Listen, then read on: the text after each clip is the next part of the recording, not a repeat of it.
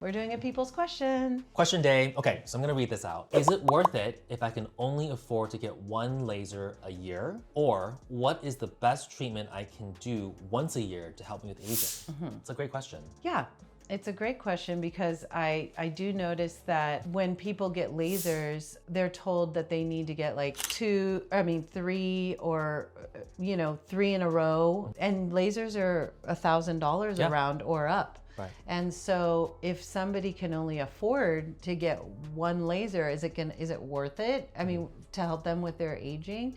Or is there a better option in your office? Like, what do you... I think this is a great question because I get this all the time, because I think the first issue here is that, laser as a category is so broad, right? And There's so many different types, and there are certain lasers that you do need multiple treatments. So the first thing is, what kind of laser is it? So for aging, if somebody's aging, we're not talking about pigmentation, we're not talking about acne, we're just talking about someone who's starting to wrinkle and she's aging. Like she's like, I got to do something. And they say, do this laser. What kind of laser, is one laser? So I think yes, in the sense that there's certain lasers that you don't do multiple times, right? So if you're looking for a true aggressive anti-wrinkle kind of a laser, they're out there. You have your aggressive resurfacing, right? The traditional one is CO2, which you wouldn't do multiple times, in general.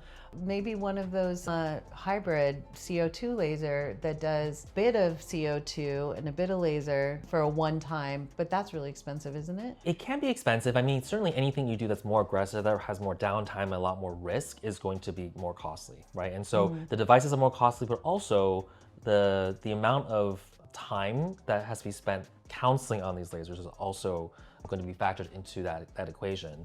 I think for that aging, which oftentimes does incorporate pigmentation, because that photo aging is all associated with, so say someone has perfect skin, except for the fact they're losing collagen and volume over time, they're trying to, just to feel like, how do I decrease my wrinkles? Then you have the traditional CO2, and the one you're mentioning, hybrid, is a fractional one, so it's kind of little drills in the skin rather than eliminating the skin entirely. There's also the old CO2, which is fully ablative, non-fractional, and that's the one where you look scary for quite a while. Right. And that's definitely a one-time kind of thing. But that's like a 5,000.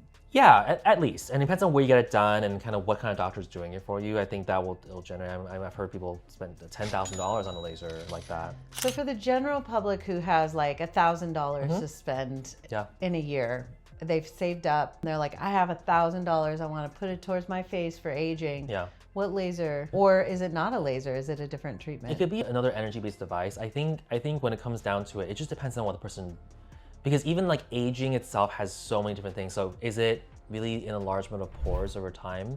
Do people feel that there's laxity? Do people feel like it's a jowl? There's so many different things you can do. And anything you put towards increasing collagen is going to be helpful.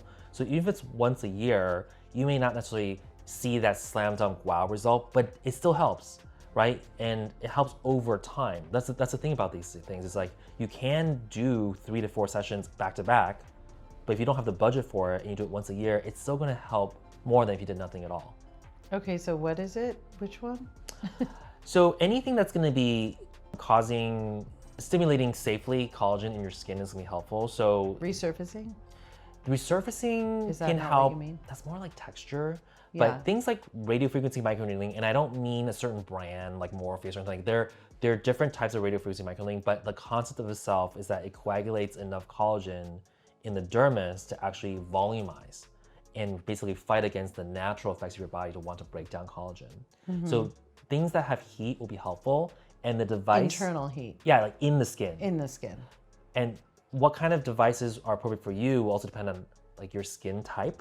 Right. Like, do you have other skin issues that prevent you from undergoing something that's more aggressive? So if you have rosacea, there are certain lasers where like we probably wouldn't necessarily recommend starting with. Right. Or if you're a first-time laser aficionado, like maybe it's something that we'd start with even something like regular microneedling that doesn't have any heat, just to see how your skin responds to it first. So there's different ways to conservatively step through this.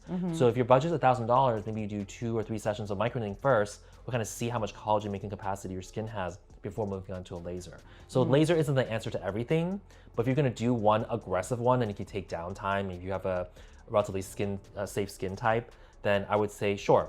If you do a more aggressive fractional CO2 treatment or fractional erbium, and there's actually a couple other ones on the market now, like a 2910 nanometer laser called Ultra Clear on the market now. There's actually multiple ways to rejuvenate the skin based off of your actual needs. So it's a very complicated question, but one laser treatment a year is fine for certain types of treatments. And so it really depends on the person. They really need to go to a super professional who knows about yes, the because lasers. it's even at a dermatology office, like it's still hard for us too, right? Like we're looking at the skin, we're taking all this clinical information, we have all these tools available to us, and it's up to us to help work with like the patient's preferences of what they want, because we want to make sure that people know what they're getting themselves into.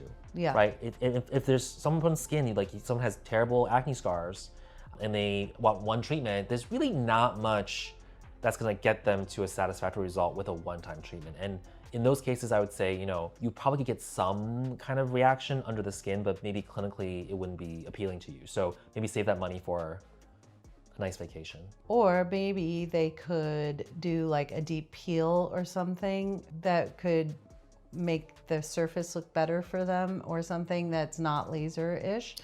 I think my RF microneedling is a good option. I think for the one laser. That's a favorite. I mean, that is something that people always love. Because you're really doing something deep in the skin. You're getting those lights, those RF radio frequency lights right down to the collagen layer, and really kind of, I like to say, melting the collagen layer. I know that's not the term, but that's what it's doing.